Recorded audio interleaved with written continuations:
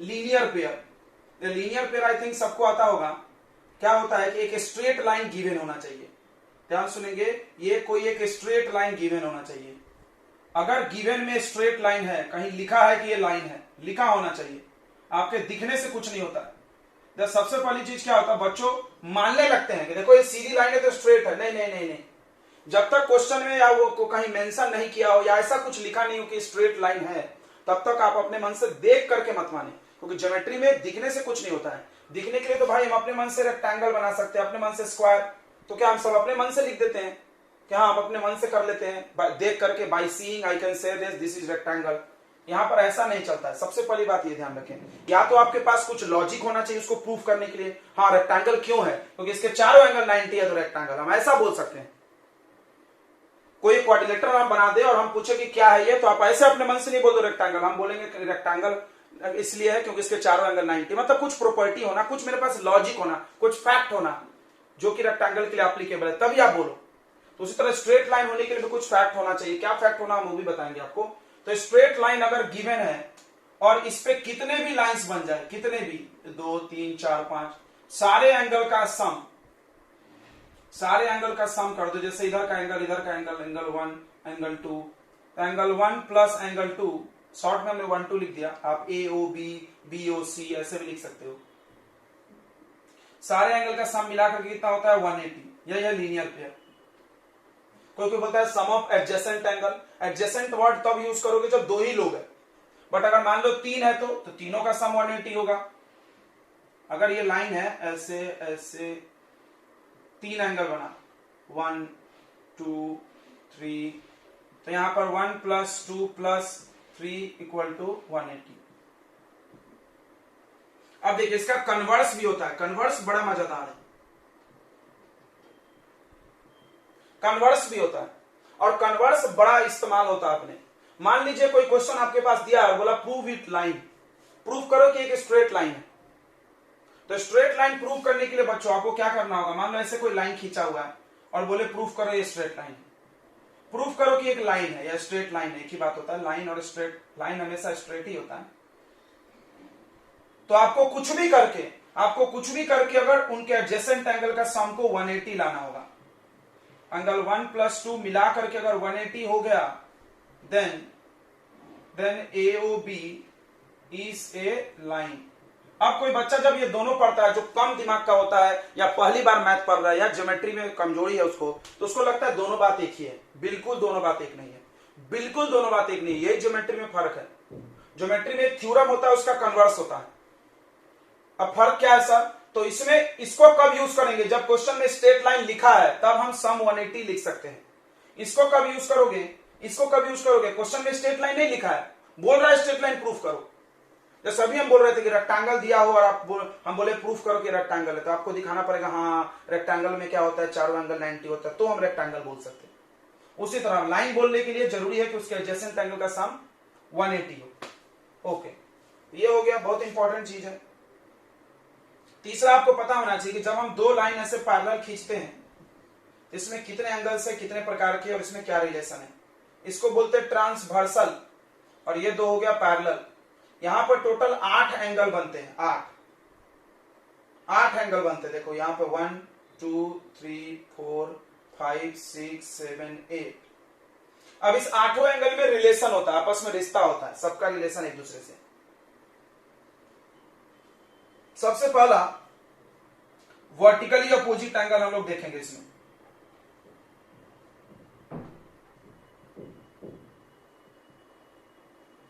Vertically opposite angles. Vertically जैसा कि नाम से ही बता रहा है, वर्टिकल मतलब, वर्टिक्स मतलब होता है ऐसा कोना, अपोजिट मतलब आमने सामने। तो वर्टिकल अपोजिट एंगल के लिए कंडीशन क्या है, ध्यान सुना, दो लाइन क्रॉस होना जरूरी है। दो प्रकाश से छोटा वाला मोबाइल में है, आराम से, दो लाइन क्रॉस होना जरूरी है, ठीक है।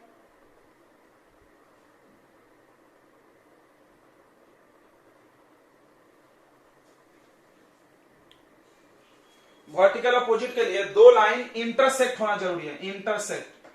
इंटरसेक्ट होना, दो लाइन ऐसे कटना चाहिए, ऐसे तब वर्टिकल बनेगा।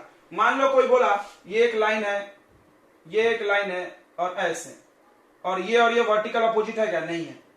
क्यों? क्योंकि दो लाइन नहीं है। कोई बोला क्यों लाइन नहीं है? ये तो लाइन गया। मतलब पगला, अभी हम बोले थे लाइन सीधा होता है, लाइन कभी मुड़ नहीं सकता, मुड़ गया तो लाइन कहेगा, फिर वो दूसरा लाइन है, ये दूसरा, ये दूसरा। क्लियर है? तो ऐसा वर्टिकल अपोजिट कभी नहीं हो सकता है। मतलब दो लाइन एकदम कंप्लीट क्रॉस दिखना चाहिए ऐसे। ये बात हुई, ये पूरा पूरा कट गया तो ये इसके अपोजिट है, ये इसके अपोजिट है, तो वर्टिकल अपोजिट इक्वल होते हैं। वर्टिकल अपोजिट क्या होते हैं? आपस में इक्वल। तो एंगल 1 का वर्टिकल अपोजिट कौन है? बताइए आप लोग बोल बोल के, कौन कौन वर्टिकल अपोजिट है?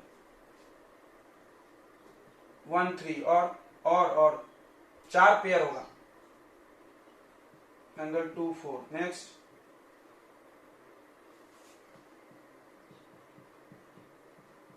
हाँ गुड। कोई बोला सर देखो इसका हम आइडिया ही बता दे, क्रॉस होना चाहिए लाइन। अब तुम सोचो ऐसे क्रॉस कितने जगह है? 2 जगह बस, तो दोनों जगह बनेगा। जहां पे लाइन ऐसा क्रॉस होगा, देखो हम ये जो लिखेंगे इस पे ध्यान देना, ये नहीं, ये तो बदल सकता है, ये नहीं बदलेगा कभी। 2 लाइन क्रॉस होना, इंटरसेक्ट होना जरूरी है जब वर्टिकल अपोजिट बनेगा। ओके ठीक है। अगला इसमें आता है बच्चों करस्पॉन्डिंग एंगल। करस्पॉन्डिंग एंगल, तो करस्पॉन्डिंग एंगल्स का मतलब हिंदी होता है संगत कोण। माइक बंद रखें। संगत कोण, कोण यानी एंगल, संगत कोण।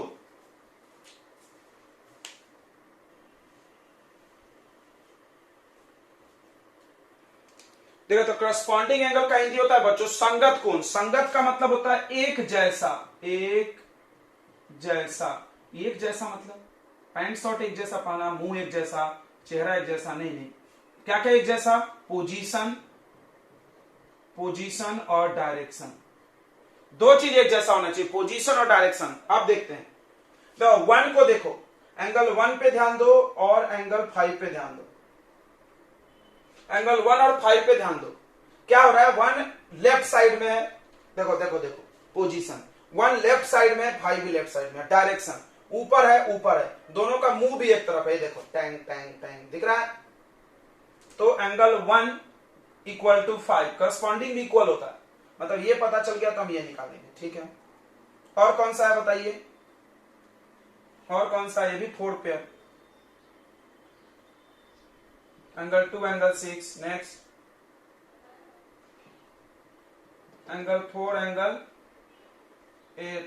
उसके बाद एंगल, हाँ गुड, यह हो गया करस्पॉन्डिंग। ये भी 4 होते, ये भी 4 हो गए। ठीक है बच्चों, ओके। ऊपर से हम थोड़ा मिटा दे रहे हैं।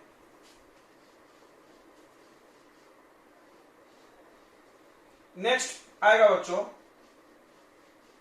अगला आएगा अल्टरनेट इंटीरियर एंगल।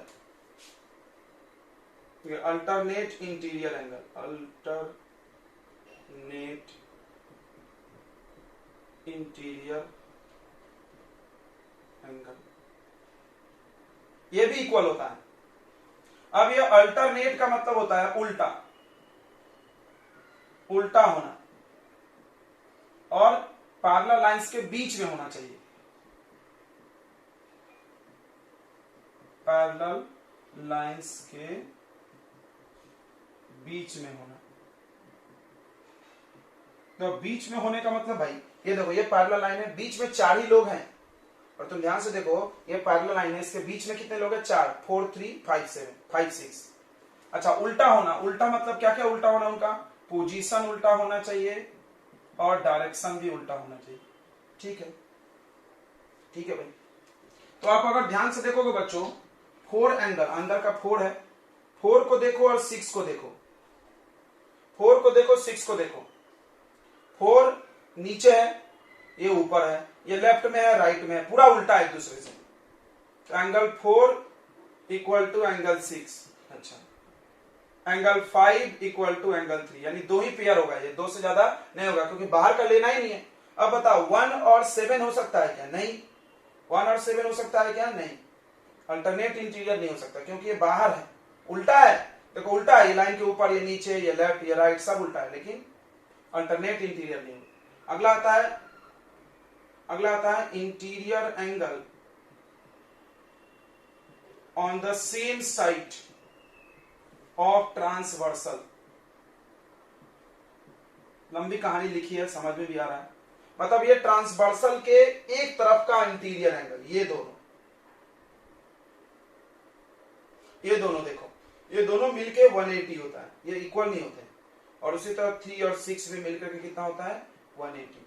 एंड 3 पढ़े आपने नाम, 4 पढ़े, 4 में से 3 के 3 इक्वल होते हैं। एक है जिसका सम ऑफ 180 होता है, angle 4 plus angle 5 equal to 180, या एंगल 3 प्लस एंगल 6 भी 180 होता है। अब सुनिए, ये सब कब इक्वल होंगे? जब लाइन पैरेलल दिया है। मेरी बात एकदम ध्यान से सुनना। इफ, यदि क्वेश्चन में गिवन है, लिखा है कि L पैरेलल टू M, तब ये सारी बातें सत्य हैं। अब इसका उल्टा भी हो सकता है। मतलब आपको हम ऐसे 2 लाइन ऐसे लिखी थी, बना दिए, ऐसे 2 लाइन बना दिए, 2 लाइन ऐसे हम आपको बना दिए, ठीक है। भी होता है, देखो उल्टा कैसे होता है बच्चों, ध्यान सुनने से बहुत काम आएगा ट्रायंगल में। अब आपको हम ये 2 लाइन बना दिए और ऐसे एक लाइन भी बना दिए, और ये एंगल लिख दिए 20 डिग्री, और ये एंगल लिख दिया आपको, ये एंगल लिख दिया आपको, नहीं 20 ज्यादा कम हो गया, 60 लिख दिए, और बोले प्रूफ करो ये पैरेलल है। पैरेलल है हम लिखे नहीं। अब कोई मूर्ख बोलेगा पैरेलल हमको दिख रहा है, तो गलत। ज्योमेट्री ऐसी नहीं बनती, आपके दिखने से नहीं बनती है, कुछ हमारे पास फैक्ट होना चाहिए। तो प्रूफ करो पैरेलल। तो इन सारे थ्योरम को आप मन में उल्टा सोचो। उल्टा मतलब अगर हमको लाइन को पैरेलल करना है तो इसमें से हम कुछ भी शो कर दिए जितने हैं, तो पैरेलल होने के बाद क्या क्या होता है, ये सब होता है। अच्छा, अगर ये सब में से कुछ भी होगा तो लाइन क्या माना जा सकता है? पैरेलल माना जा सकता है। बिल्कुल समझ में आ रहा है कि नहीं आ रहा है? सबको समझ में आ रहा है कि नहीं आ रहा है भाई? आ रहा होगा। क्लास में जो सारे सवालों का जवाब देता है, क्लास में जो सारे सवालों का जवाब देता है, वो क्या होता है? होशियार होता है पढ़ने में, अच्छे मार्क आएंगे उसको, ऐसा उम्मीद है। और अच्छे मार्क आए तो ऐसा माना भी जाता है कि भाई क्लास में सवाल को जवाब दे देगा, पूछेंगे तो। सेम लॉजिक है यहाँ पे भी, ठीक है। क्या लॉजिक है बच्चों? कि अगर आपके पास लाइन, कभी भी क्वेश्चन में लिखा है prove this line is parallel, या कोई 2 साइड पैरेलल, कुछ भी पैरेलल वर्ड आ गया तो आप इसमें से कुछ भी यूज करके पैरेलल कर सकते हो। वो देखो क्वेश्चन ने क्या दिया है। जैसे अभी ये 60 और ये 120, तो हम कौन सा लॉजिक लगाएंगे तो पैरेलल प्रूफ हो जाएगा? ये वाला। कैसे? हम बोलेंगे कि देखो इसको प्लस करो, प्लस करके 180 आ रहा है ना, और हमने पढ़ा है कि अगर इंटीरियर एंगल प्लस करके 180 आए तो लाइन पैरेलल होगा, तो हम बोलेंगे लाइन पैरेलल है। क्लियर हुआ? अगर वर्टिकल अपोजिट होता तो हम नहीं, वर्टिकल अपोजिट से नहीं कर सकते, सॉरी, इससे नहीं कर सकते, क्योंकि इसके लिए कितना लाइन चाहिए? बस 2 लाइन ऐसे कटना चाहिए। ये पैरेलल नहीं करेगा। पैरेलल करने के लिए कौन कौन आएगा? करस्पॉन्डिंग, अल्टरनेट और इंटीरियर। क्लियर है? इसके लिए पैरेलल होना कोई जरूरी नहीं है। इसके लिए 2 लाइन क्या होना चाहिए? कटना चाहिए। अगर कोई बोला 2 लाइन कट रहा है प्रूफ करो, तो हम ये कर सकते हैं। अगर वर्टिकल अपोजिट इक्वल है, हम बोलेंगे 2 लाइन इंटरसेक्ट हो रही है। ठीक है, सबको समझ में आ गया पूरी बातें? तो ये एक बहुत इंपॉर्टेंट कॉन्सेप्ट है। चलिए, इसके बाद और 2 चीज आपको आना चाहिए।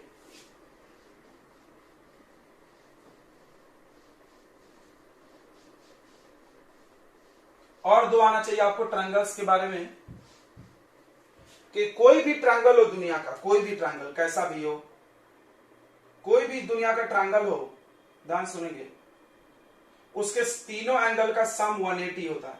सबने पढ़ा है, कोई बड़ी बात नहीं है, बचपन से पढ़ रहे हैं। Angle A plus angle B plus C equal to 180 triangle है। ठीक है, ओके। अच्छा, एक और इसमें आता है एक्सटीरियर एंगल। देखिए, एक्सटीरियर एंगल, एक्सटीरियर कैसे बनता है? कोई भी एक साइड को आप बढ़ा दो, कोई भी एक साइड को आप बढ़ा दो, ये बन गया exterior angle. This is exterior angle. तो ये जो एक्सटीरियर एंगल होता है वो सम ऑफ इंटीरियर अपोजिट एंगल के बराबर। देखिए, इसके अंदर ये होगा इंटीरियर, ये भी है इंटीरियर, और ये भी है इंटीरियर। 3 इंटीरियर है। इंटीरियर अपोजिट मतलब इसके अपोजिट कौन है? ए और बी। समझ में आया ना? जो एक्सटीरियर ले लो उसको छोड़ दो, उसको छोड़ करके बाकी ले लो। चलो, सब में हम बताते हैं। इसको मान लो 1, इसको मान लो 2, इसको मान लो 3। तो एंगल 1 जब लोगे, एंगल 1 जब लोगे तो कौन सा एंगल सम करोगे? ए प्लस बी, अंदर वाला angle A plus B. Clear है? अच्छा, जब एंगल 2 लेंगे तो किसको सम करेंगे बताइए? एंगल 2 लेंगे तो कौन से दो एंगल का सम होगा? बोलो।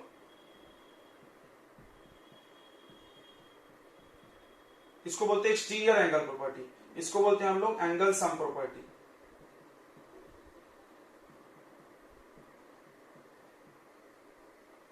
समझ में आ रहा है कि नहीं आ रहा है? देखो, एक एंगल बाहर का जब लेंगे तो अंदर का जो दो एंगल बचा, तीन अंदर में तीन एंगल है, देखो ए बी सी, तो सी को छोड़ दो, क्यों सी को छोड़ दो? क्योंकि इसके जस्ट बाहर वाला लियो, बाकी का दो का अब सम करो, ए प्लस बी, यानी ये और ये। अब बताइए, एंगल 2 लेंगे तो कौन सा लेंगे?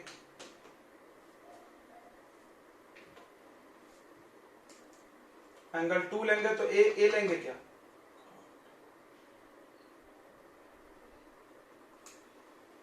कुछ भी बोल दे रहे हो तुम। और एंगल 3 लेंगे तो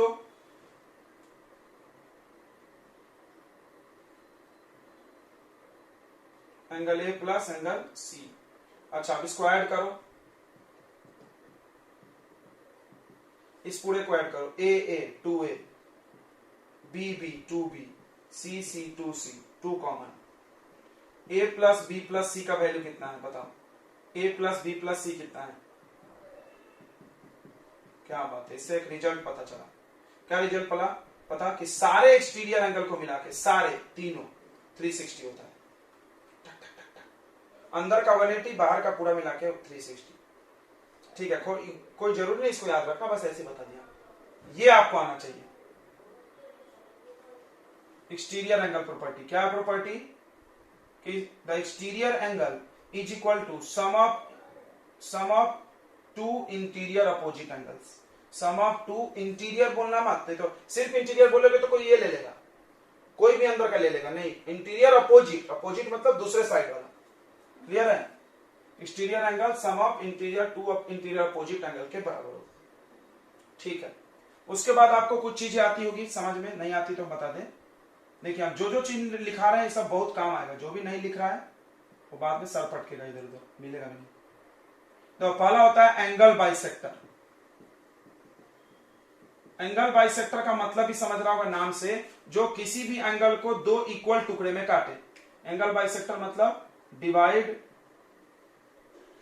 angle in two equal parts. Angle को दो बराबर हिस्से में काटे, मतलब ये एंगल 1 मान लो, 1 2 हम जानबूझ के मानते हैं, लिखने में इजी रहेगा। और बाइसेक्टर कौन है यहाँ पे? एडी एंगल बाइसेक्टर है। एडी क्या है बच्चों? Angle bisector. तो एंगल बाइसेक्टर है मतलब ये क्या करेगा? इसको आधा आधा कर देगा। मतलब ये पूरा अगर 60 डिग्री है, मान लो ये पूरा 60 डिग्री था, तो ये आधा आधा कर देगा, 30 कर देगा। मान लो ये पूरा 90 है तो 45 कर देगा। तो इसको लिखा कैसे जाता है? जैसा हम सिखाए वैसे लिखना। इसको ऐसे लिखा जाता है, देखो, एंगल 1 इक्वल टू 2, बिल्कुल सही है, और इज इक्वल टू a/2। ओ हो, या हाफ ऑफ ए, एक ही बात है। सही है कि नहीं है? बिल्कुल सही है। एंगल ए और 2, 1 और 2 इक्वल भी होगा और पूरे एंगल का आधा होगा। ये बहुत काम आएगा, तुमको गारंटी देना, याद रखना। ये सब जो लिखने का टेक्निक हम सिखा रहे हैं। कोई बोलेगा सर कोई नया बात नहीं है, कोई नया बात नहीं है, बस ये छोटी छोटी बातें तुमको ट्रायंगल चैप्टर में प्रूफ करने में इजी आएगा। अच्छा, दूसरा आता है बच्चों, दूसरा आता है मीडियन। दूसरा आता है बच्चों मीडियन। अच्छा बताओ, ये यहाँ पे 90 बना रहा होगा कि नहीं? एंगल बाइसेक्टर है तो ये 90 यहां बना रहा होगा कि नहीं? इसको बराबर काट रहा होगा कि नहीं? बताइए। और 90 भी बना रहा होगा ना? क्यों?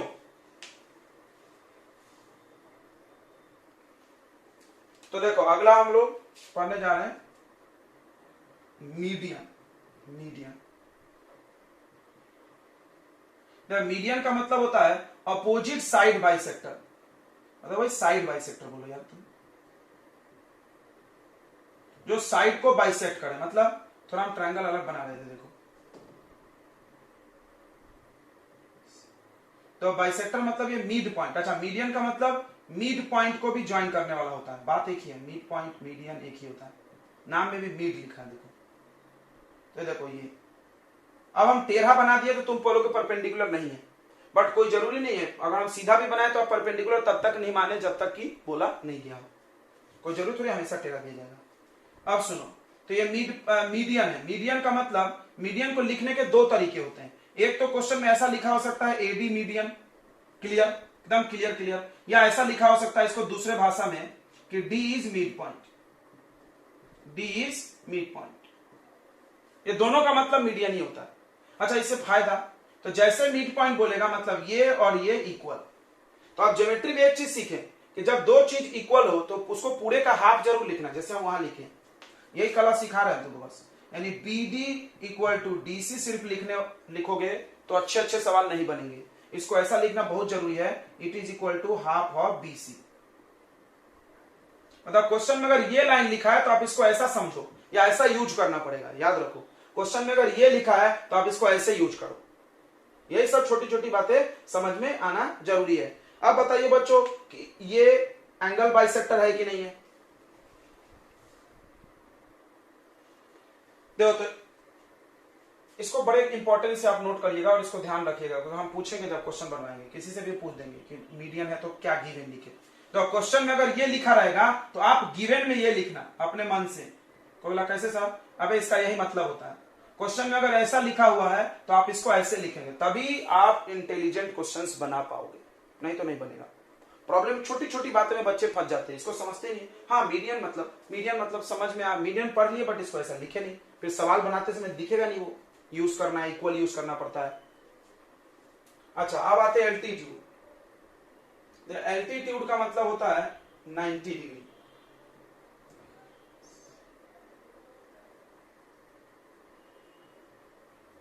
एल्टीट्यूड परपेंडिकुलर दोनों का मतलब ये होता है 90 डिग्री।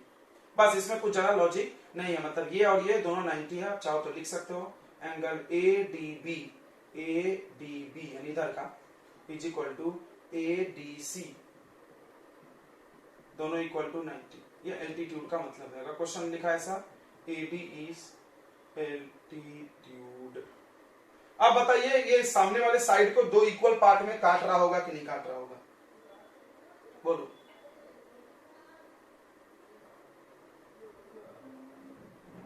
बोलो, सभी लोग बोलो यार।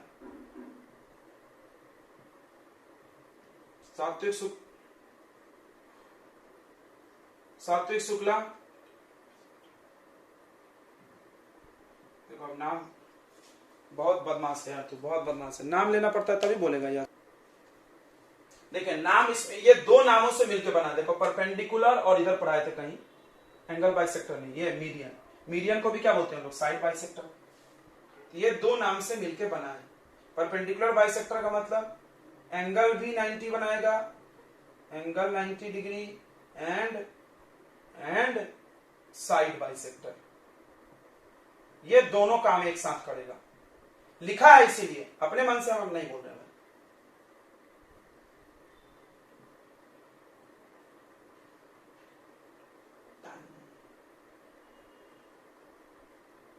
अब यहां पर एक लाइन से देखो, ये दो वर्ड से दो गिवन आएगा। तो पहला वर्ड परपेंडिकुलर से क्या गिवन आएगा?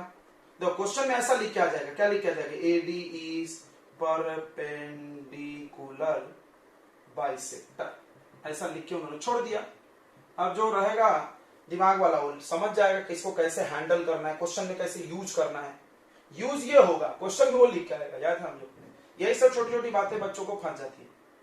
तो एडी इज परपेंडिकुलर बाइसेक्टर को हम क्या लिखेंगे? पहला तो ऐसा लिखेंगे, angle A D B equal to A D C. ये सब काम आएगा गिवन में। ये दोनों 90 हो गया, एक फायदा। अच्छा, दूसरा फायदा ये भी है, क्या है? बी डी इक्वल टू किसके है? डीसी भी है, और equal to half of BC. अब कोई बच्चा बोला सर यहां पर तो आप मना कर रहे थे, आप एक ही लिख रहे थे, दो लिखने को मना कर रहे थे। हम बोले तो आप डांट भी रहे थे। बोले भाई तुम ध्यान से पढ़ रहे, यहाँ क्या लिखा हुआ है? यहाँ दोनों ऑलरेडी लिखा हुआ है परपेंडिकुलर बाइसेक्टर, अपने मन से नहीं बोल रहे कुछ। क्लियर है? यहाँ पे एक नोट लिखेंगे। नोट, क्या नोट लिखेंगे सर? नहीं, यहाँ पे लिखो नोट।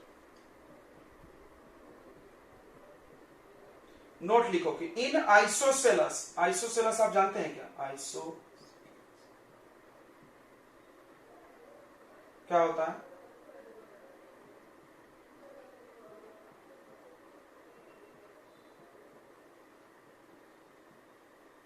तो इन आइसोसेलस एंड इक्विलेटरल ट्रायंगल, अगर कोई ट्रायंगल आइसोसेलस है, आइसोसेलस मतलब दो साइड इक्वल दिखना चाहिए, या तो आइसोसेलस लिखा हो या दो साइड इक्वल दिख रहा हो, एक ही बात है, या इक्विलेटरल ट्रायंगल जिसकी ऑल साइड इक्वल लिखा हो, ऑल साइड इक्वल, या इक्विलेटरल लिखा हो, दोनों में एक ही बात है, देन जो उसका एल्टीट्यूड होता है, एल्टीट्यूड बिकम परपेंडिकुलर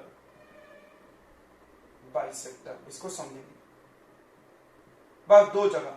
मतलब क्वेश्चन में ऐसा लिखा है कि एबीसी इज इक्विलेटरल ट्रायंगल, ध्यान सुनो, एबीसी इज इक्विलेटरल, देखो लिखा है उन्होंने इक्विलेटरल, और यहां पर बनाए 90, एडी इज परपेंडिकुलर, तो अपने मन से मान लेना कि ये बाइसेक्टर भी है। कोई क्यों सर आप तो बोल रहे थे नहीं मानना, अरे यार होता है, ये बात होता है, तुमको प्रूफ करके देंगे, टेंशन मत लो, अभी नहीं प्रूफ कर रहे हैं, जब हम कॉन्ग्रुएंसी पढ़ाएंगे तो प्रूफ करेंगे, बीच में याद देना, ये बात को हम साबित कर सकते हैं, अभी नहीं करेंगे क्योंकि कॉन्ग्रुएंसी तुम पढ़े नहीं हो, ये दोनों ट्रायंगल कॉन्ग्रुएंट हो जाता है आरएचएस से, इसलिए अपने आप बाइसेक्टर भी है। मतलब अगर क्वेश्चन में आइसोसेलस या इक्विलेटरल ट्रायंगल की बात है तो हम परपेंडिकुलर को बाइसेक्टर मान सकते हैं, बाकी कहीं अपने मन से नहीं मान लेना, ठीक है बच्चों। बस इतनी सारी बातें आना चाहिए आपको, ये सब आपका बेस है, और तो कुछ ज्यादा यूज नहीं होता है। तो जितना हमने आपको अभी पढ़ाया, अगर आपको वो सारी चीजें पता है तो ट्रायंगल्स चैप्टर आपको बहुत स्मूथली आ जाएगा, बहुत आसान लगेगा, बहुत से भी ज्यादा आसान, क्योंकि ज्योमेट्री चीजें पढ़ा दिए हैं। अब पढ़ाना है कॉन्ग्रुएंसी। देखिए कॉन्ग्रुएंसी वर्ड का मतलब कल हम समझाए थे, फिर से आपको बता दें, कॉन्ग्रुएंसी का हिंदी होता है सर्वांग समता। इसका मतलब क्या होता है, देखिए इसको तोड़िए, इसमें तीन वर्ड है, सर्व प्लस अंग प्लस समता। मतलब सर्व मतलब ऑल, सारा, अंग मतलब क्या होगा, अंग बने पार्ट्स, और समता मतलब इक्वल, सारे पार्ट्स इक्वल होने चाहिए, सारे पार्ट्स इक्वल होना चाहिए। जैसे जैसे समझो ये पेन और ये पेन दोनों कॉन्ग्रुएंट है, क्यों, एकदम सेम टू सेम, एकदम सेम टू सेम, समझ गया। 1 रुपए का सिक्का, दो कॉइन ले लो, 2 कॉइन ले लो, 1-1 रुपए का, कॉन्ग्रुएंट है कि नहीं है, नहीं है, अच्छा। और देखो ये ध्यान दे इधर, ये 2 5 रुपीस का कॉइन है, देखो ये 2 5 रुपीस का कॉइन है, बिल्कुल कॉन्ग्रुएंट है, एक जैसा। अच्छा इसको बदल दे, अगर हम एक 5 का रखे और एक 10 का रखे, क्या ये कॉन्ग्रुएंट है, तो जवाब है नहीं है, क्यों, क्योंकि ये इससे बड़ा है, ठीक है। तो कॉन्ग्रुएंट का मतलब एकदम सेम टू सेम, क्या ये कॉन्ग्रुएंट है 5 और 1, तो ये भी नहीं है, तो एकदम समझ में आ गया होगा कॉन्ग्रुएंट का मतलब, ठीक है। तो 2 फिगर एकदम सेम टू सेम हो तो कॉन्ग्रुएंट बोलेंगे। जैसे 2 जुड़वा भाई, राम और बीरू, सुने होंगे, कर्ण अर्जुन, ये सब लोग कॉन्ग्रुएंट थे पिक्चर में, समझ में आ गया सबको।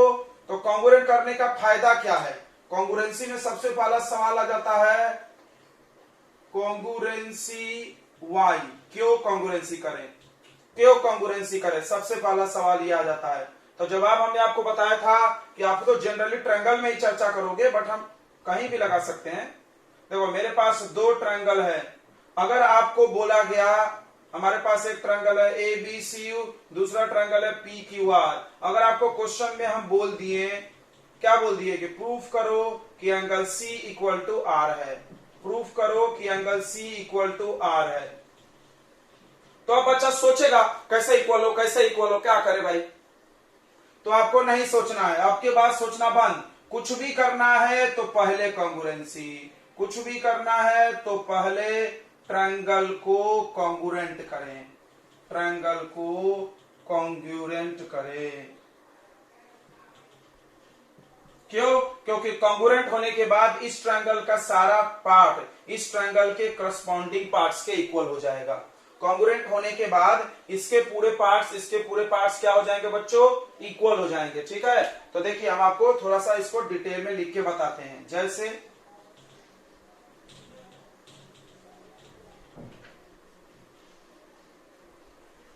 ध्यान से देखिए, आप लोग ध्यान से देखिए इसको थोड़ा, 1 मिनट बच्चों लोग देखिए। तो कॉन्ग्रुएंसी का मतलब होता है ऑल पार्ट्स इक्वल। तो ध्यान से देखो, मेरे पास एक ट्रायंगल है ए बी सी, हम लिख रहे हैं। और दूसरा ट्रायंगल है पी क्यू आर, या डी एफ भी ले सकते हैं, पी क्यू आर ले लेते हैं। अगर ये दोनों कॉन्ग्रुएंट है पहले से, कैसे करेंगे कॉन्ग्रुएंट वो भी हम आपको सिखाएंगे, टेंशन नहीं ले।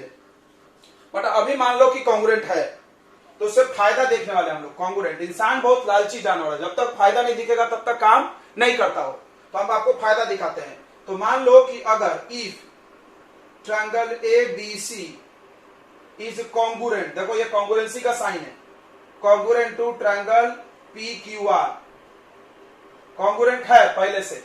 ये क्या है बच्चों, ये ऐसे लिख करके ऐसे जो बनते हैं इसको बोलते हैं sign of congruency, sign of congruency.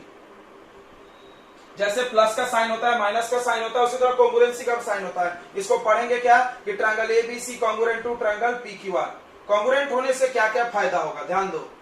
Congruent होने के बाद इसके सारे करस्पॉन्डिंग पार्ट, तो करस्पॉन्डिंग एक वर्ड बहुत यूज होगा चैप्टर में। करस्पॉन्डिंग मतलब होता है क्रमशः, क्रमशः मतलब पहला वाला साइड पहले वाले के इक्वल, दूसरा वाला साइड दूसरे वाले का। कैसे पता चलेगा, ध्यान दो। इसका पहला साइड कौन है, होता है ये ए बी, वो किसके इक्वल हो जाएगा, पी क्यू के इक्वल हो जाएगा। वाह वाह वाह। तो बी सी इक्वल हो जाएगा किसके, क्यू आर के। फिर ए सी किसके इक्वल हो जाएगा बताइए, पी आर के। अगर आप डायग्राम से नहीं देखना चाहते हैं तो आप नाम से देखिए। पहला ए बी लिखा है, देखो इसमें पहला दो लेटर ए बी, इसमें पहला दो लेटर पी क्यू, वाह वाह वाह। फिर दूसरा बी सी क्यू आर, पहला आखिरी ए सी पी आर आ गया। अगर आप फोटो नहीं भी देखोगे तो कोई दिक्कत नहीं है, यहां से देख सकते हैं। अच्छा, सिर्फ साइड ही नहीं, यानी ऑल साइड्स इक्वल हो गए। देखो ऑल करस्पॉन्डिंग, करस्पॉन्डिंग बोला जाता है, corresponding sides are equal. All side equal क्यों नहीं बोलते, ऑल साइड का इक्वल का बच्चा कैसा मतलब समझेगा, ये 5 ये 5 ये 5, ऐसा नहीं ऐसा नहीं ऐसा नहीं। देखो ये हो सकता है 5 4 6, तो देखो 5 के सामने वाला 5, 4 के सामने वाला 4, 6 के सामने वाला 6, समझ गया। इसके तीनों साइड इसके इक्वल है लेकिन लाइन से है, पहला वाला के। अच्छा, अब एंगल इक्वल हो जाएगा, एंगल ए भी इक्वल होगा पी के, एंगल बी भी इक्वल होगा एंगल क्यू के। अच्छा, एंगल सी इक्वल होगा एंगल आर के, मतलब all corresponding angles are equal, all corresponding angles are equal। अब देखिए ध्यान से सुनिए, मतलब अगर हम तुमको बोले कि A B equal to P Q ला के दिखाओ तो तुम पहले क्या करो, कॉन्ग्रुएंट। अच्छा, B C equal to Q R लाए तो भी पहले क्या करो, congruent. A C equal to P R चाहिए तो क्या करो, कॉन्ग्रुएंट। कोई भी एंगल इक्वल चाहिए तो क्या करो, कॉन्ग्रुएंट। यानी कुल मिला के ट्रायंगल में कुछ भी बोला जाए, ये करो इक्वल, ये हाफ करो, ये डबल करो, सबसे पहले कॉन्ग्रुएंट करो, सबसे पहले कॉन्ग्रुएंट करो। क्लियर हो गया सबको। तो इस पूरे चैप्टर का यही मकसद है कि आपको एक ट्रायंगल दिया जाएगा, दूसरा ट्रायंगल दिया जाएगा, इसका कुछ इसके कुछ के equal, half, bisector, double, triple, कुछ भी बनाना है। बस आपको क्या करना है, इसका एक ट्रायंगल पकड़ लो, इधर एक ट्रायंगल पकड़ लो, देख लो कि किसी, जैसे हमने बोला A B equal to P Q, तो आप देखिए कि इस ट्रायंगल में ए बी है क्या, हाँ है, इसमें पी क्यू है क्या, हाँ है। तो अगर हम इन दोनों को कॉन्ग्रुएंट करेंगे तो मेरा काम हो जाएगा। यही करना है इस पूरे चैप्टर में।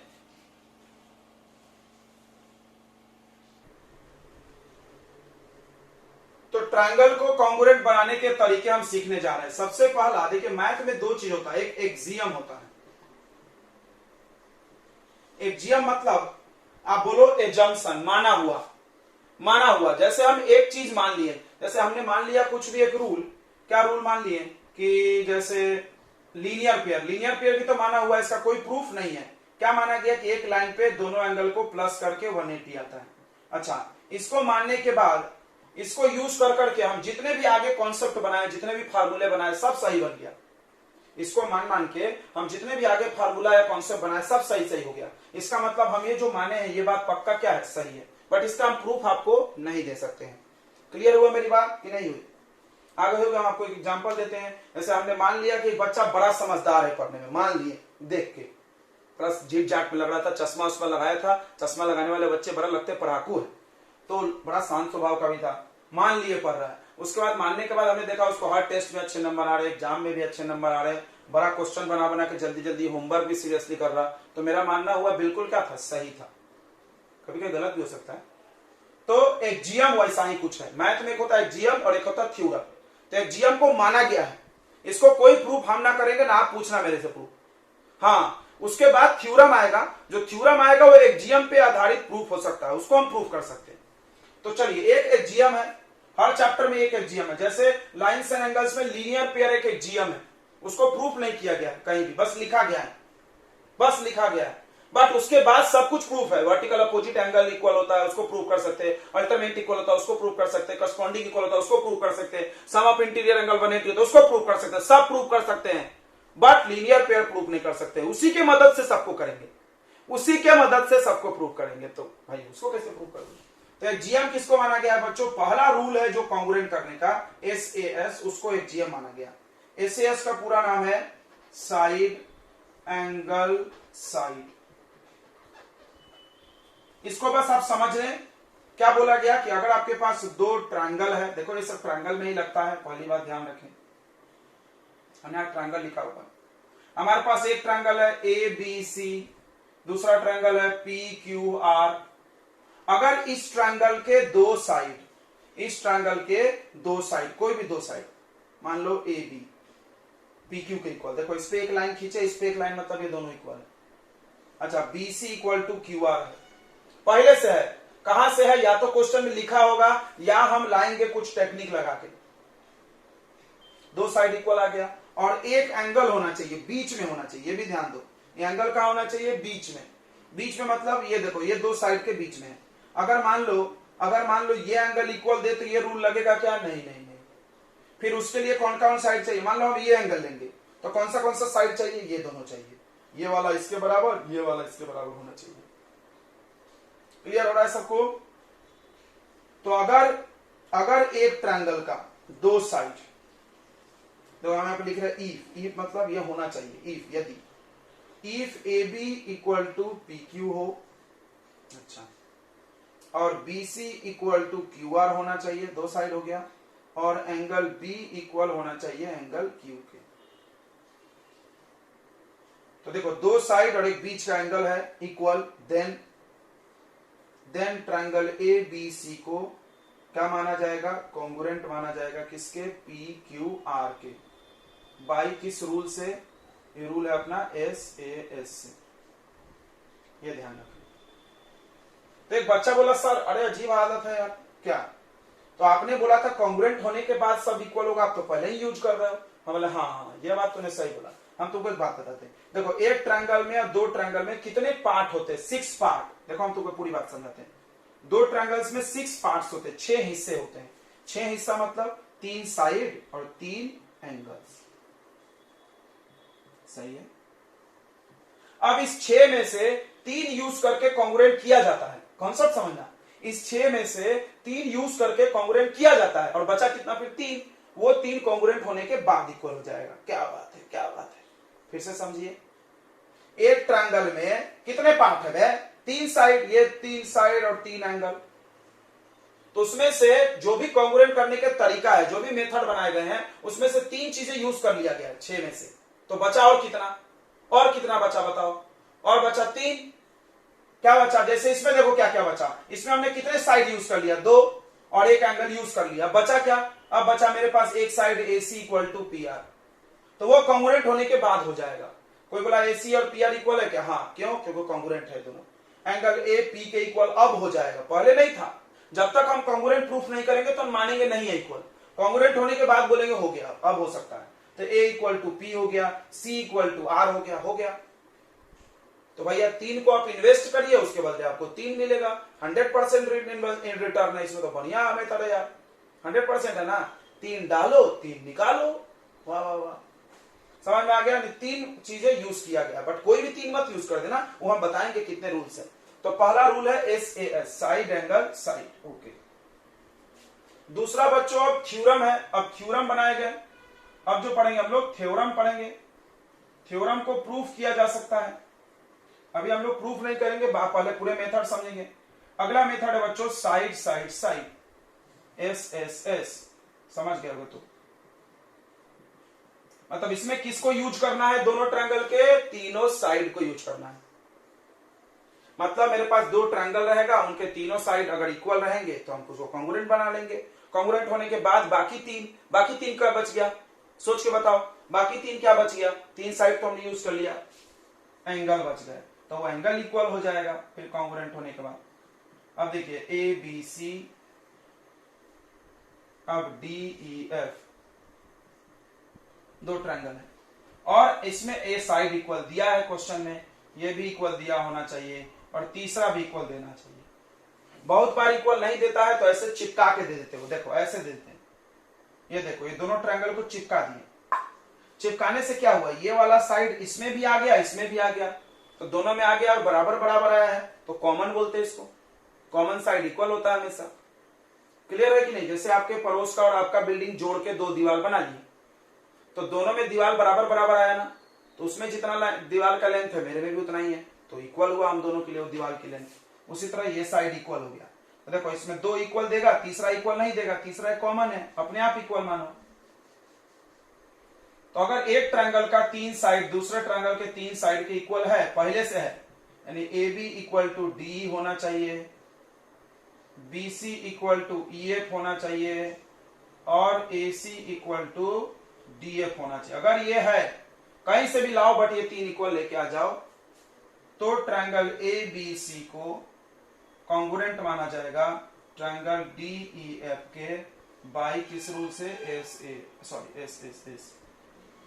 और कॉन्ग्रुएंट होने के बाद क्या फायदा होगा, तो बचा कितना, तीन एंगल बच गया है, यानी एंगल ए डी के इक्वल हो जाएगा, हो सकता है अगर जरूरत है तो लिखो, बी भी ई के इक्वल हो सकता है, सी भी एफ के इक्वल हो सकता है। होने का ये मतलब नहीं सब लिख दो, जो क्वेश्चन में जरूरत है, जितना जरूरत है हम लिखेंगे, ठीक है, ओके। तो ये दो रूल हो गए बच्चों।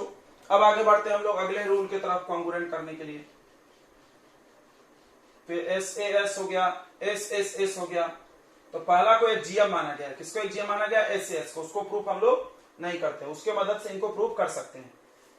तीसरा है बच्चों एंगल साइड, या ए एस ए लिख लो, ए एस ए, समझ गया होगा तुमको। तीन चीज यूज करना है, एंगल साइड एंगल।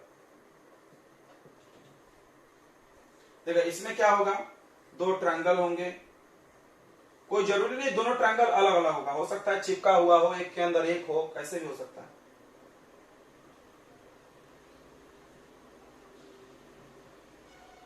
इसके दो एंगल, कोई भी दो, जैसे ए इक्वल टू पी होना चाहिए, सी इक्वल टू आर, हम अपने मन से ले रहे हैं। कैसे इक्वल आएगा, तो पहले हम लोग पढ़े थे ना टेक्निक, अल्टरनेट, करस्पॉन्डिंग, ये सब टेक्निक से इक्वल आते हैं। वर्टिकल अपोजिट, कैसे, कोई बोले दूर दूर तो है, तो डायग्राम वैसा वो देंगे ही नहीं, ऐसा डायग्राम देते हो, देखो ऐसे, ऐसा दे देते। अब देखो इसके अंदर दो ट्रायंगल, एक छोटा और एक बड़ा, टक टक टक, तो इस तरह से काम आ जाएगा अपने को, पैरेलल लाइन रहेंगे तो। चलिए ध्यान दीजिए, अब एक ट्रायंगल ये है, एक ट्रायंगल ये, इसके दो एंगल और एक बीच का साइड, देखो दो एंगल बीच का साइड, दो एंगल कौन है, ए और सी, बीच का साइड कौन होगा, ए सी। तो एंगल ए इक्वल है पी के, इफ लिखो यदि, एंगल सी इक्वल है एंगल आर के, और ए सी इक्वल है पी आर के, तीनों इक्वल पहले से है, देन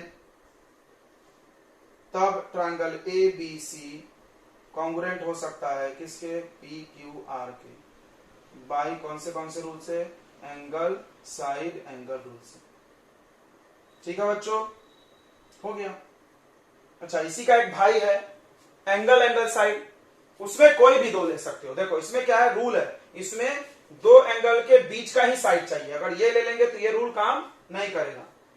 अब एकदम ऐसा ही रूल है ये, बट उसमें थोड़ी आजादी है, कोई भी साइड दे सकते हो तुम, कोई भी ले सकते हो, कोई मतलब बीच वाला भी ले सकते हो। तो चौथा रूल हो गया आपको एंगल साइड, एंगल। देखो बच्चों ध्यान से, तो यही यूज करना तुम ज्यादा।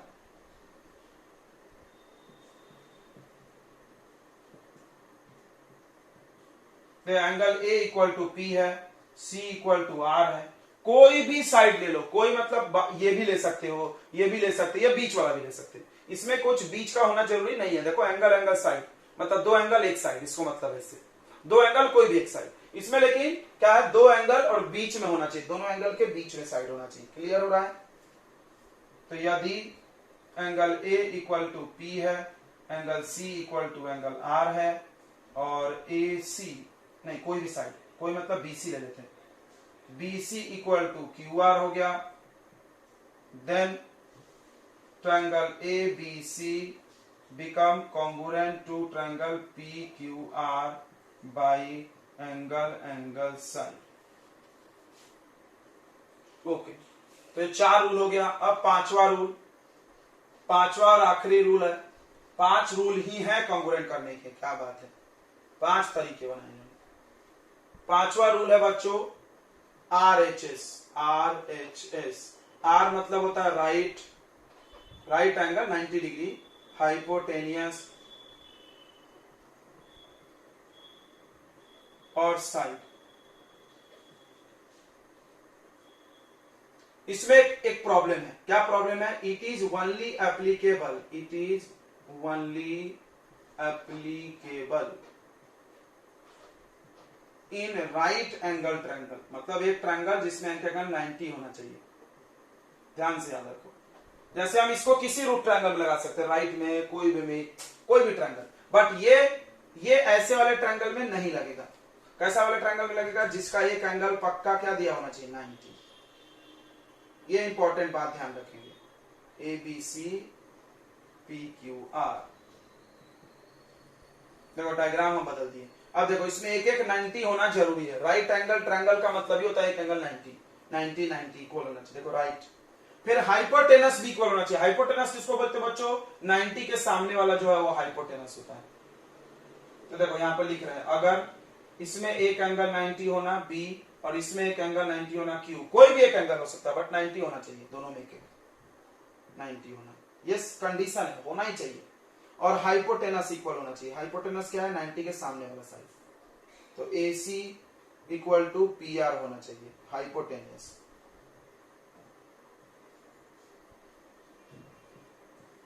राइट हाइपोटेनस और कोई भी एक साइड। देखो ये इक्वल हो गया। अब कितने साइड बचे? दो में से कोई भी एक इक्वल हो गया, कोई भी एक इक्वल, या तो बेस या तो परपेंडिकुलर, तो कॉन्ग्रुएंट बनेंगे। तो तब ट्रायंगल ABC को आप कॉन्ग्रुएंट मान सकते हो किसके? क्लियर है? तो ये कब यूज करोगे, दिमाग में रखो, जब 90, जब भी ऐसा ट्रायंगल दिखे 90 वाला, तो एक बार RHS आप चेक कर सकते हैं। नहीं दिखे तो इस 4 मेथड में से, यानी ज्यादातर यही 4 यूज होगा। पांचवा तब यूज करने का एकदम पता चल जाता है। जैसे किसी ट्रायंगल में 90 दिख गया तो आप RHS के लिए सोच सकते हैं। चलिए तो आप नोट कर लीजिए फटाफट बच्चों, नोट कर लिए? तो अब हम लोग बच्चों चालू करेंगे। क्वेश्चन ही बोलो या तुम थ्योरम बोलो, तुम्हारे लिए तो थ्योरम ही है। क्या थ्योरम है? आप इसको थ्योरम नंबर 1 दे दीजिए। पहला एक्जियम है, कौन एक्जियम? SAS। उसके बाद सब थ्योरम है, बट हम यहां से बंद कर रहे हैं। थ्योरम किसको बोलते हैं? जिसको हम लोग प्रूव कर सकते हैं। किसको यूज करके प्रूव करोगे? एक्जियम वगैरह को, या किसी दूसरे थ्योरम को भी यूज कर सकते हैं। ऐसा कोई जरूरी नहीं एक्जियम यूज करो। थ्योरम क्या है कि sides opposite to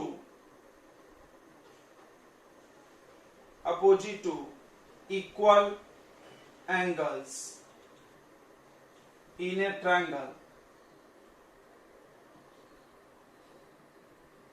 are equal. ध्यान से देखो, यहां 2 बातों को ध्यान देना। एक ए ट्रायंगल और साइड्स अपोजिट, मतलब हमारे पास एक ही ट्रायंगल होना चाहिए। देखो ये ट्रायंगल एक है,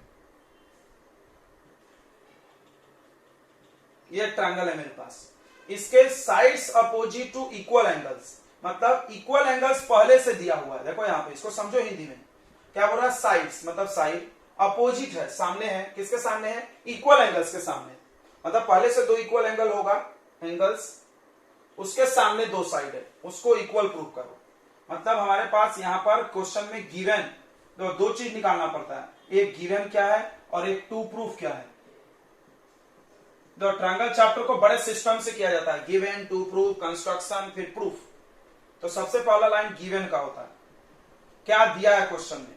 तो बहुत बार क्वेश्चन ऐसा थ्योरी में आता है लिख के, तो आपको बड़े ध्यान से समझ के उसको गिवन निकालना पड़ेगा। तो sides opposite to equal angles, यानी क्वेश्चन हिंदी में सोचो, इक्वल एंगल के सामने का साइड इक्वल होता है, यानी इक्वल होता है ये प्रूफ करना है। इक्वल पहले से दिया है, ये वाला एंगल इक्वल दिया है, साइड इक्वल होता है, प्रूफ करो। तो इक्वल एंगल्स यानी इक्वल एंगल, अब हम मान लो अपने मन से दो एंगल, क्योंकि नाम तो लिखा नहीं इन्होंने, हम बी और सी को इक्वल मानिए, तो गिवन है कि angle B equal to angle C. तो यही सब चीजें आना चाहिए। तुमको हम कल भी यही सिखा रहे थे कि यहाँ पे थ्योरी लिखा होता है, इसको आपको वैल्यू में नंबर्स में बदलना है, मतलब ऐसे डायग्राम में। तो गिवन क्या हो गया, एंगल बी इक्वल टू सी, देखो एंगल्स इक्वल। तो आपको टू प्रूफ क्या करना है, टू प्रूफ करना है साइड्स अपोजिट, यानी इसके अपोजिट साइड। सी के अपोजिट कौन है, ए बी, बी के अपोजिट कौन है, ए सी, ये इक्वल लाना है, यानी ए बी इक्वल टू ए सी लाना है। अब प्रूफ करना है। तो हर क्वेश्चन में कंस्ट्रक्शन नहीं आएगा, देखना क्वेश्चन में कभी कभी आता है, नहीं आएगा, लेकिन थ्योरम है तो कंस्ट्रक्शन करा जा सकता है, वो भी अपने दिमाग से। देखिए अब हम कंस्ट्रक्शन यहां बीच में लिखते हैं, कोई जरूरी नहीं कि सारे ट्रायंगल में कंस्ट्रक्शन करना पड़े, पहली बात। दूसरी बात कि जो थ्योरम प्रूफ करने होते हैं उसमें कंस्ट्रक्शन कर दिया जाता है ज्यादातर में। थ्योरम है, ये एक रिजल्ट है, इसको हम आगे यूज करेंगे। ये फार्मूला है, ध्यान सुनो, जैसे एलजेब्रा फार्मूला से चलता है। एलजेब्रा में आपको कोई भी क्वेश्चन दिया गया x प्लस वाई का होल स्क्वायर करो, तो हम फार्मूला याद करते हैं, अच्छा a plus b whole square ऐसा होता है, इसमें a की जगह ये डालो। सेम ज्योमेट्री में फार्मूला के जगह थ्योरम होता है, यानी ज्योमेट्री के सवाल थ्योरम से बनते हैं।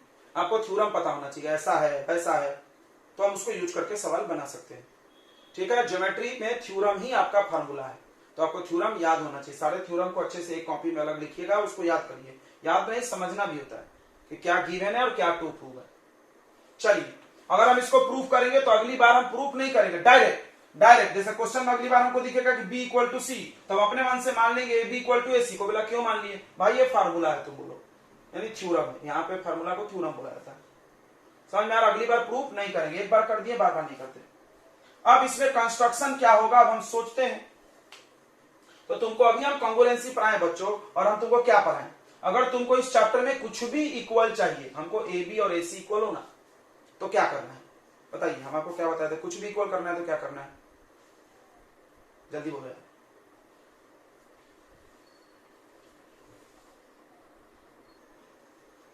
तो हम लोग इसको करने के लिए कंस्ट्रक्शन करेंगे। क्या कंस्ट्रक्शन करेंगे, तो एडी में एंगल बाइसेक्टर खींचेंगे। कोई बोला सर आपको कैसे पता, तो मेरे को नहीं पता है, या आप भी पता कर सकते हो। हमारे पास एक गिवन है, ये b इक्वल टू सी, एक एडी दोनों में कॉमन है 2, तीसरा है ही नहीं, कुछ भी नहीं है। तो नहीं है तो चाहिए लेकिन 3, तो अपने मन से एक ड्रॉ किया जा सकता है, ऐसा प्रावधान है इस चैप्टर का। ठीक है, तो आप यही क्यों खींचे, आप मीडियन खींच लो। हाँ बिल्कुल, आप मीडियन भी खींच सकते थे तो भी बनता। परपेंडिकुलर, हाँ परपेंडिकुलर भी खींच सकते थे, यानी आप अपने मन से कुछ भी ऐसा खींच सकते थे जिससे आपका काम हो जाए। तो हमने एंगल बाइसेक्टर खींचा, आपको जो मन में आए खींच लीजिएगा। अब क्या करना है बच्चों, सबसे पहला स्टेप सीखेंगे कॉन्ग्रुएंट करने के लिए। सबसे पहले उन दो ट्रायंगल का नाम लिखा जाएगा जिसको कॉन्ग्रुएंट करना है, एकदम ध्यान से लिख सुन लो। पहला ट्रायंगल कौन सा है, ए एरो मारा हुआ है, A B D triangle. And लगा के लिखना है। इधर का नाम देखो ए सी डी। इन नाम लिखने में भी एक कॉन्सेप्ट है। हमने देखो यहाँ ए से बी आया फिर डी आया, तो इधर भी हम ए से सी आया फिर डी आया। अगर तुम ऐसे आ गए इसमें तो गलत। को बोला क्या वजह कर रहे सर, हम तो बचपन सीखे थे कैसे भी लिखो नाम। और नहीं, तुम बचपन से सिर्फ एक ट्रायंगल का नाम पढ़े हो, दो का नाम नहीं पढ़े हो साथ में। नहीं समझा, अरे यार इस ट्रायंगल का नाम में पहले ए लिखा हो, बाद में बी, बाद में डी, कोई दिक्कत नहीं मेरे को, यहां जब मन में लिखो, लेकिन इसके अनुसार इसका लिखना पड़ेगा। कोई बोला क्यों, क्योंकि हमने बोला तुमको कॉन्ग्रुएंसी में करस्पॉन्डिंग इक्वल होता है। मान लो किसी बच्चे ने गलत लिख दिया, इसका नाम लिख दिया ए डी सी, देखो कितना अनर्थ होगा, देखना कितना अनर्थ होगा। अब हम उससे पूछेंगे कि बताओ ए बी किसके इक्वल, तो नाम में देखेगा A B equal to A D. हमने तो ये ट्रिक सिखाया ना, यहाँ का दो इक्वल होना चाहिए। अब डायग्राम में देखो A B equal to A D, क्या ये सही लग रहा है, नहीं गलत लग रहा है। ए बी इक्वल ए सी होना चाहिए। क्यों ऐसा गलती हुआ है, क्योंकि आपने इसका नाम गलत लिखा है, गलत ऑर्डर फॉलो किया। जैसा जैसा इसमें घूमो वैसा वैसा इसमें घूमना। हाँ बोलो, आया समझ में। अब इसी को अगर हम बदल लें तो इसको भी बदल सकते हैं। जैसे मानिए हम इसका लिखे ए डी बी, इसका वाला पहला वाला जो मन में लिख लो, कोई दिक्कत मेरे को नहीं है। ए डी बी, तो बताइए दूसरे का नाम क्या लिखना पड़ेगा? अगर हम इसका ए डी बी लिखें, ए डी सी, बढ़िया। चलिए, तो आपको समझ गया ये बात। बस आप इसके अनुसार इसको लिखें। ये लिखने की आपको आजादी है, ये दूसरा नाम लिखने की आपको कोई आजादी नहीं है। यू हैव नो फ्रीडम, ठीक है, याद रखो। पहला लिखने की बिल्कुल आजादी है, इसमें तो तुम जो मन में करो। ए बी डी लिख लो, चलो मेरे को ये पसंद आ रहा है, ए बी डी लिख लो। बट इसको लिखते वक्त ध्यान देना पड़ेगा, क्या लिखेंगे इधर? ए सी टी। बात समझ में आ गई? बिल्कुल आ गई होगी। अब नाम लिखना पहला स्टेप है। फर्स्ट स्टेप याद हो गया, पहले ऐसा गिवन, फिर टू प्रूफ, कंस्ट्रक्शन है तो लिखिए, फिर प्रूफ। प्रूफ में जिसको कॉन्ग्रुएंट करना है उसका नाम। अब आपको 3 चीजें लिखनी पड़ेंगी कॉन्ग्रुएंट करने के लिए, तो चलो लिखते हैं। पहला मेरे पास एंगल बी इक्वल टू सी है, कहां से आया ये भी लिखना पड़ेगा, गिवन। यही बहुत इंपॉर्टेंट है, नहीं तो अपने मन से कुछ भी लिख देगा ना कोई, अगर हम कहां से नहीं पूछे तो। इसलिए यहां कहां लिखना है, गिवन। हम देखेंगे है क्या गिवन में, है। चलो राइट। अच्छा, A D equal to A D भी लिखिए, ये क्या है, कॉमन है। जो भी लिखिए एक बार वेरीफाई कीजिए, क्या नाम में एडी है? हाँ है। क्या इसमें भी एडी है? हाँ है। दोनों सेम है? बिल्कुल, पूरा सही। एक एक स्टेप बाय स्टेप सीखना, जो लिखे आप इसमें मैचिंग खेले। अगर गड़बड़ है तो समझना या तो नाम गलत है या तो ये गलत है, दोनों में से कुछ एक गलत है। 2 हो गया। तीसरा क्या है? तो तीसरा बाइसेक्टर। अब बताओ, क्या हम यहां पे इसको ऐसे लिख दें, angle A bisect A D या ए डी बाइसेक्ट ए? बताइए, ऐसा लिखना चलेगा कि नहीं चलेगा? चलेगा कि नहीं चलेगा? बताइए, है? चलेगा कि नहीं चलेगा? जल्दी बताओ यार। तो फिर कैसे लिखा जाए इसको? इसलिए तो हम तुमको सिखाए थे कैसे लिखना है। फिर इसको यहां ऐसे नहीं लिख सकते, क्योंकि यहां पे इक्वल दिखना चाहिए मेरे को। ये क्या लिख दिया तुमने यार कहानी, ये ऐसा नहीं लिख सकते। हाँ, तो किसके इक्वल किसको? इधर तुम्हारा नाम लिखे, इधर किसका नाम लिखे? क्या लिखे, नाम तो बताओ। बाइसेक्ट का क्या मतलब है समझ के बताइए। इधर इधर क्या लिखा जाए, जल्दी बोलो यार, टाइम हो गया। ये तो सब रिकॉर्ड हो जाएगा। देखिए इधर, तो हमको ये बाइसेक्टर का क्या मतलब है सिखाया था हमने, इसको समझ ले। नहीं सीख रहे हैं तो कैसे लिखना है, देखिए बाइसेक्ट मतलब ये दोनों इक्वल, तो इसको ऐसे लिखेंगे, B A D, angle B A D equal to C A D. जिस एंगल का नाम लिखना है वो बीच में होना चाहिए, ए ए। ये कहां से आया, तो यहां लिख दो कंस्ट्रक्शन। अब आप ध्यान से देखो कौन सा रूल है। एंगल तो समझता है ना, एंगल का साइन लगा होता है उसमें। ये क्या है, ये क्या है बताइए, एंगल है कि साइड है? जल्दी बताइए, एंगल है कि साइड? और ये क्या है, ये क्या है? ये साइड है बोल रहा है यार, एक सेकंड, ये साइड बोल रहा है एक बच्चा, अब हम क्या बोले? ये एंगल है भाई, ये एंगल है। तो कौन सा रूल लग रहा है, कौन सा रूल लग रहा है? Angle angle angle side. दो साइड बीच में नहीं है, ध्यान दो, 2 एंगल, ये साइड है, तो एंगल साइड है, ठीक है। एंगल साइड एंगल मत बोल देना, ये वाला नहीं है, ये वाला नहीं है। कोई बोला क्यों सर, साइड बीच में नहीं है। देखो ये 2 एंगल बीच का साइड है नहीं। तो चलिए अब हम लिख सकते हैं कॉन्ग्रुएंट, बिल्कुल लिख सकते हैं। लिखो, A B D congruent to triangle A C D by angle side. Congruent तुम क्यों किए थे, याद करो, तुम कॉन्ग्रुएंट क्यों किए थे? बताओ जल्दी से बताओ यार, टाइम हो गया है। कॉन्ग्रुएंट क्यों किए थे हम लोग? कॉन्ग्रुएंट क्यों किए थे? कौन सा करस्पॉन्डिंग पार्ट, नाम तो बताइए, बहुत सारे पार्ट है वहां पे। अरे ये आपका आंसर है भाई, क्वेश्चन क्यों बनाया जाता है, आंसर के लिए। कौन आंसर है, ये आंसर है। तो क्या A B equal to C D हो गया? बिल्कुल हो गया। यहां पर ए बी इक्वल टू क्या हो गया, ए सी हो गया, सॉरी। ए बी किसके इक्वल हो गया, ए सी। को बोला क्यों, तो सीपीसीटी लिखा जाता है। सीपीसीटी का मतलब होता है करस्पॉन्डिंग पार्ट ऑफ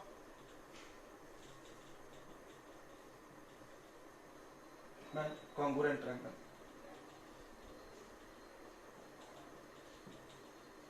इसका हिंदी यह है कि ये दोनों कॉन्ग्रुएंट ट्रायंगल के पार्ट हैं। बस इतना बोलना काफी है, शॉर्ट में सीपी मतलब हमने बोला आपको कि ये दोनों ट्रायंगल कॉन्ग्रुएंट है, उसका ये पार्ट है तो ये इक्वल होगा। हाँ बिल्कुल है, होगा।